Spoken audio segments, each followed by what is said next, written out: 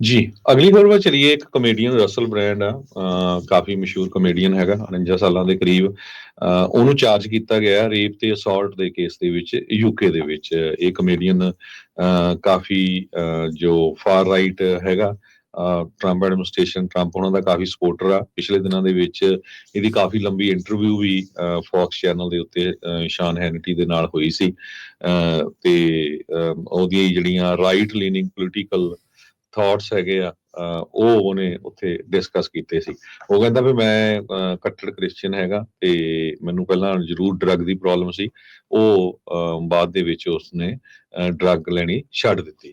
ਸੋ actor ਤੇ political ਪੰਡਿਤ Russell brand, ਇਹਦੇ ਉੱਤੇ ਹੁਣ ਮਲਟੀਪਲ ਚਾਰजेस ਰੇਪ ਤੇ ਸੈਕਸ਼ੂਅਲ ਅਸੌਲਟ ਦੇ ਲੰਡਨ ਦੀ ਮੈਟਰੋਪੋਲੀਟਨ ਪੁਲਿਸ ਨੇ ਅਨਾਉਂਸ ਕੀਤਾ ਹੈ, ਲਾਏ ਗਏ ਹੈਗੇ ਆ, ਜੋ ਲਗਭਗ 6 ਸਾਲਾਂ ਦੇ ਦੌਰਾਨ ਵਾਪਰੇ ਸੀਗੇ।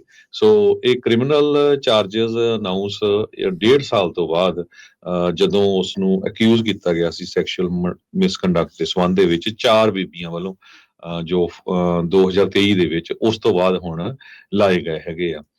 ਪੁਲਿਸ ਇਨਕੁਆਇਰੀ ਹੋਈ ਸੀ ਤੇ ਵੱਖ-ਵੱਖ ਜਗ੍ਹਾ ਦੇ ਉੱਤੇ, ਵੱਖ-ਵੱਖ ਟਾਈਮ ਦੇ ਉੱਤੇ ਇਸਨੇ ਜੋ ਬੀਬੀਆਂ ਦੇ ਨਾਲ ਜਿਹੜੇ ਆ ਵੱਖ-ਵੱਖ ਤਰ੍ਹਾਂ ਦੇ ਜਿਹੜੇ ਦੁਰਵਿਵਹਾਰ ਉਹ ਕੀਤੇ ਹੈਗੇ ਆ। ਬ੍ਰਾਂਡ ਨੂੰ ਚਾਰਜ ਕੀਤਾ ਗਿਆ 1 count of rape, 1 count of indecent assault, 1 count of oral rape, 2 counts of sexual assault. Police ਨੇ ਇਹ ਕਿਹਾ ਵੀ 1999 ਦੇ ਵਿੱਚ ਵੀ ਰੇਪ ਵਾਪਰਿਆ ਸੀ ਬੌਰਨਮouth ਏਰੀਆ ਦੇ ਵਿੱਚ, ਤੇ ਇੱਕ ਬੀਬੀ ਨੂੰ ਉਹਦਾ ਸੈਕਸ਼ੂਅਲੀ ਅਸੌਲਟ ਕੀਤਾ ਗਿਆ ਸੀ ਵੈਸਟਮਿਨਿਸਟਰ ਏਰੀਆ ਆਫ ਲੰਡਨ ਦੇ ਵਿੱਚ 2004 ਤੇ 2005 ਦੇ ਵਿੱਚ। ਸੋ ਹੁਣ ਕਾਫੀ ਜ਼ਿਆਦਾ ਜਿਹੜੇ ਇਹਦੇ ਤੇ ਚਾਰजेस ਲੱਗੇ ਹੈਗੇ ਆ। ਬਹੁਤ ਹੀ ਮਸ਼ਹੂਰ ਅਮਰੀਕਾ ਦਾ ਇਹ ਕਮੇਡੀਅਨ ਹੈਗਾ ਆ ਰਸਲ ਬ੍ਰਾਂਡ। ਜੀ ਬਿਲਕੁਲ।